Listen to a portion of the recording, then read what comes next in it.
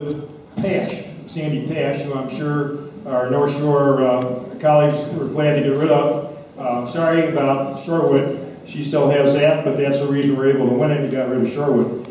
And without further ado, here's our great representative from that area, Dan Knodl.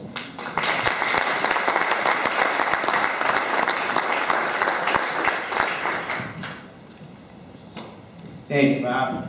And good morning, everybody. And it was thrilling to run in a couple of communities that Sandy Pash had been the representative, Glendale and River Hills specifically. So I found a lot of people with open arms saying, thank goodness we have an opportunity to elect a Republican to be our state assembly representative.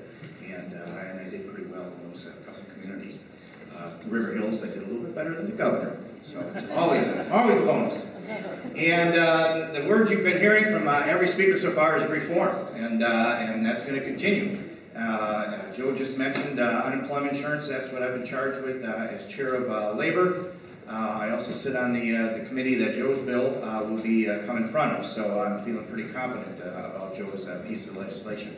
We heard about tax reform. We heard about mining reform. So unemployment's going to be it for me. And we need to hear from you, get your expertise. Doug has been mentioned a couple times. I want to mention him again with his experience and professionalism in the unemployment area. I will have this unemployment package together by next week, and I want to let him review it and get his advice on it. So he approached me with a willingness to do that, and I sure appreciate that, because we need to get advice from you, the people that are working on the streets in these areas of concern.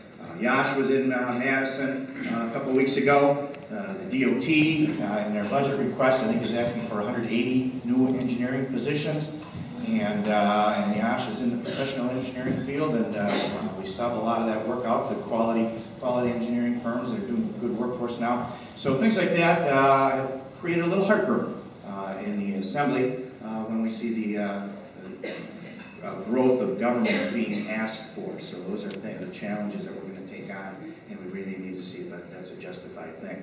So I appreciate Milwaukee County and the district has welcomed me very warmly. I appreciate that, and there's a lot of work to do. Brown Deer, it's a community I also represent, got only 41% of the vote in Brown Deer.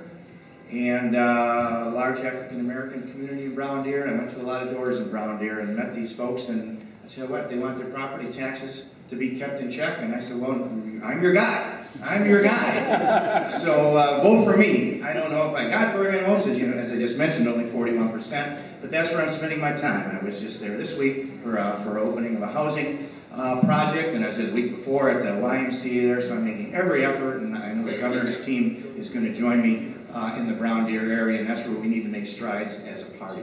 So let's keep that in mind. Let's get our job done on April 2nd with the voting we need to do, and we'll move forward from there. Thank you for having me today.